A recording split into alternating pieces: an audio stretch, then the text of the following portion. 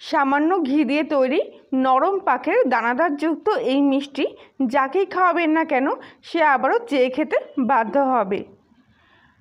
আর সেজন্য প্রথমেই আমি এখানে ছোটো বাটির 1 বাটির মতো মুগ ডাল আগে থেকে ভেজিয়ে রেখেছিলাম।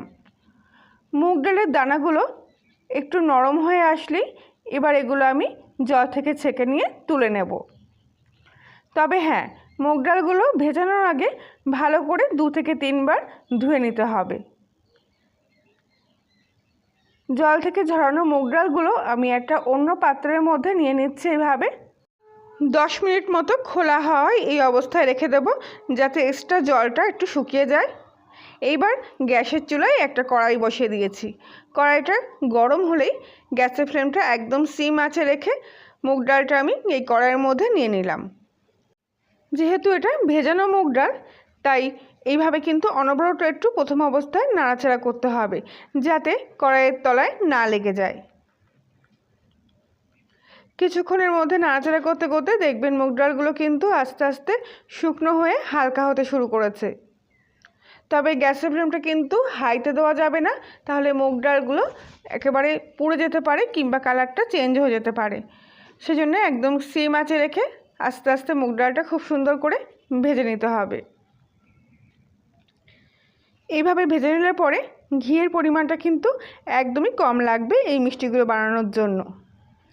কিছুক্ষণের মধ্যেই দেখুন মুগ ডাল কিন্তু একদম শুকনো ঝরঝরে হয়ে গেছে, আর ভাজার যে হালকা মিষ্টি একটা কালার সেটাও কিন্তু চলে এসছে।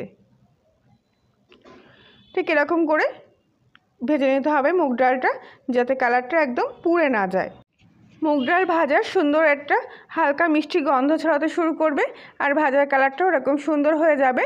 এরকম অবস্থায় আমি গ্যাসটা অফ করে দিলাম, আর কিছুক্ষণ এই অবস্থায় রেখে দেবো পুরোপুরি ঠান্ডা হওয়ার জন্য। ঠান্ডা হয়ে গেলে একটা মিক্সিং জারের মধ্যে সমস্ত মুগ ডালটা আমি এখানে ঢেলে নিচ্ছি। এবারে এই মুগ ডালটা এরকম শুকনো অবস্থায় আমি গুঁড়ো করে নেব। মুগ ডালের গুঁড়োটা এখানে তৈরি হয়ে গেছে। আমি এখান থেকে কিছুটা গুঁড়ো তুলে নিয়ে দেখাচ্ছি আপনাদের। খুব একটা যে মিহি করে গুঁড়ো করতে হবে এমন কোনো কথা না, এরকম একটু হালকা দানা দানা ভাব থাকলে কিন্তু বেশি ভালো হবে। এই দেখুন হাতের মধ্যে নিয়ে আমি দেখাচ্ছি, একদম কিন্তু মিহিভাবে গুঁড়ো করিনি, হালকা দানা ভাবেতে রয়েছে। এবারে ওই প্যানের মধ্যেই আমি 3 চামচ মতো ঘি নিয়ে নিচ্ছি। সাদা তেল ব্যবহার করার চাইতে ঘিটা ব্যবহার করলে বেশি স্বাদ এবং গন্ধটা আসে, তাই ঘিটাই ব্যবহার করলে ভালো হবে। ঘিটা গলে গিয়ে এরকম একটু গরম হয়ে আসলে এবার আবারও গ্যাসের ফ্লেমটা একদম সিম আঁচে রেখে সমস্ত গুঁড়ো করা মুগ ডালটা আমি এই কড়াইয়ের মধ্যে নিয়ে নিলাম। নিয়ে আবারও একটু ঘিয়ের সাথে ভালো করে নাড়াচাড়া করে নেব এই মুগের গুঁড়োটা। এইভাবে ঘি দিয়ে একটু নাড়াচাড়া করে নেওয়ার ফলে মিষ্টির মধ্যে যে দানাদার ভাবটা সেটা কিন্তু খুব ভালোভাবে ফুটে উঠবে। মিনিট 2 মতো এইভাবে নাড়াচাড়া করতে করতে আস্তে আস্তে দেখুন মুগ ডালের কালারটা কত সুন্দর চলে এসছে ঘি দিয়ে এইভাবে ভাজার ফলে।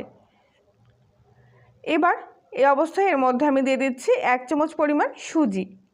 সুজি দিলে এর টেক্সচারটা আরও ভালো আসবে, আর এমনিতেই সুজির স্বাদটা কিন্তু খুব ভালো লাগে এর সাথে, তাই অন্তত 1 চামচ পরিমাণ সুজি কিন্তু এর মধ্যে দেবেন।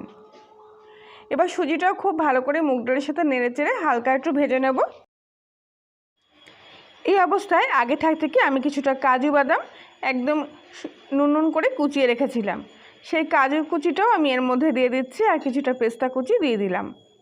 আপনারা আপনাদের পছন্দ মতো যে কোনো ড্রাই ফ্রুটস কিংবা চিনে বাদাম এর মধ্যে ব্যবহার করতে পারেন।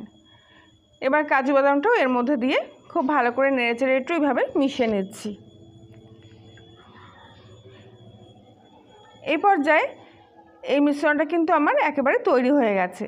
এই দেখুন এরকম সুন্দর একটা টেক্সচার চলে আসবে, আর কালারটাও দেখতে পাচ্ছেন কত সুন্দর এসছে। এবার আমি গ্যাসটা অফ করে দেব, আর এখান থেকে এটা নামিয়ে নেব। অন্য একটা কড়াইয়ের মধ্যে এবার আমি নিয়ে নিয়েছি 1/2 কাপ পরিমাণ চিনি। চিনিটা প্রথম অবস্থায় একটু এরকম গলে যাবে, তবে পুরোপুরি একেবারে ক্যারামেল করার দরকার নেই, এরকম হালকা গলে গিয়ে একটা লালচে ভাব চলে আসবে। এই সময় এর মধ্যে আমি দিয়ে দিয়েছিলাম 1 গ্লাস পরিমাণ লিকুইড দুধ। তবে সেই ভিডিওটা একদমই রিমুভ হয়ে গেছে, এটা ভুলবশত হয়ে গেছে। তো 1 গ্লাস পরিমাণ দুধ কিন্তু আমি এর মধ্যে দিয়েছি, জল ব্যবহার করিনি। দুধের সাথে এবার চিনির এই ক্যারামেলটা খুব ভালো করে মিশিয়ে নিচ্ছি। প্রথম অবস্থায় চিনিটা এরকম দলা পাকিয়ে থাকবে, পরে আস্তে আস্তে যখন দুধটা ফুটতে শুরু করবে তখন চিনিটাও কিন্তু খুব সুন্দরভাবে দুধের সাথে এভাবে মিশে যাবে। এবার এই মিশ্রণটা একটু ঘন করে জাল দিয়ে নেব। 2-4টে কেশর দিয়ে দিলাম এর মধ্যে, এতে এর গন্ধ এবং কালারটাও খুব ভালো আসবে। আমি এখানে এভারেস্টের কেশর ব্যবহার করছি, আর এই কেশরটা খুব ভালো, অল্প 2-1টাতেই কিন্তু খুব সুন্দর কাজ দেয়। তো দেখতে পাচ্ছেন এরকম কিন্তু ঘন হয়ে গেছে আস্তে আস্তে জাল দেওয়ার পর। আমি একটু হাতের মধ্যে নিয়ে দেখাচ্ছি কীরকম হবে। হালকা এরকম চিটচিটে আঠা আঠা মতো ভাব আসবে, হাতের মধ্যে নিয়ে দেখতে পাবেন। ঠিক এরকম করে তৈরি করে নেওয়ার পর এবার গ্যাসটা একদম সিম আঁচে করে দেব। আর দেখতেই পাচ্ছেন কালারটা কিন্তু কত সুন্দর এসছে, যার জন্যে মিষ্টির কালারটাও কিন্তু খুব সুন্দর আসবে। কোনো রকম ফুড কালার ছাড়াই দেখবেন একদম পারফেক্ট কালার চলে আসবে। এবারে এর মধ্যে আমি দিয়ে দেবো আগে থেকে ভেজে রাখা সুজি আর ডালের গুঁড়োর ভাজাটা। সম্পূর্ণটা এর মধ্যে দেওয়ার পর এবারে দুধের মধ্যে এই মিশ্রণটা এইভাবে মিশিয়ে নেব। গ্যাসের ফ্লেম হাইতে দিয়ে কিন্তু এটা পাকালে হবে না, একদম লো ফ্লেমে রেখে অনবরত নেড়ে চেড়ে ভালো করে মিষ্টিটা এইভাবে পাকিয়ে নিতে হবে। তাহলে কি হবে, ডালের যে শক্ত ভাবটা এবং সুজির যে দানার শক্ত ভাব সেটা কিন্তু খুব সুন্দরভাবে নরম হয়ে আসবে আস্তে আস্তে, আর যার জন্য মুখে দেওয়ার সময় কিন্তু শক্ত দানা দানা ভাবটা লাগবে না।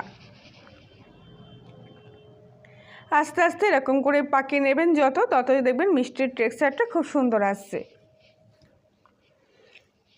কিছুক্ষণের মধ্যে এরকম একটু হালকা শুকিয়ে আসবে। তো অনবরত এইভাবে কিছুক্ষণ আমি এরকম নাড়াচাড়া করতে থাকবো। আশা করছি আজকের রেসিপিটি সম্পূর্ণ দেখার পর আপনাদের ভালো লেগে থাকবে। ভালো লাগলে প্লিজ লাইক শেয়ার কমেন্ট করে জানাবেন।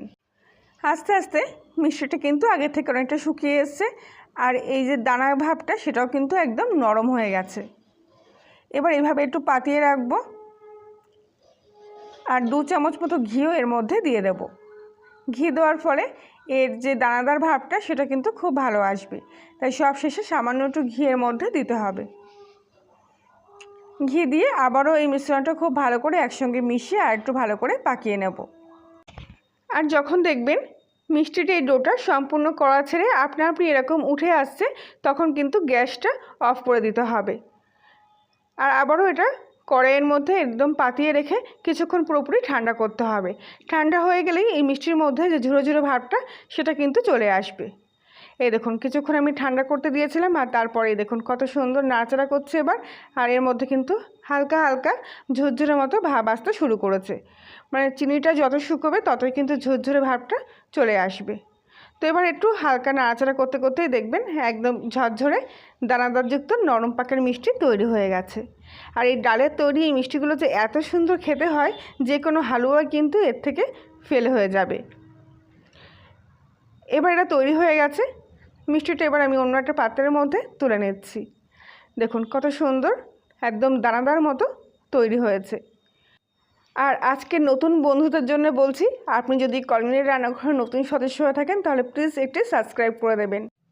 কিছুটা কাজু বাদামের কুচিও আমি ওপর থেকে এইভাবে ছড়িয়ে দিলাম। আর ঝরঝরে মুগ ডালের এই হালুয়া কিন্তু আমার একেবারে রেডি হয়ে গেছে।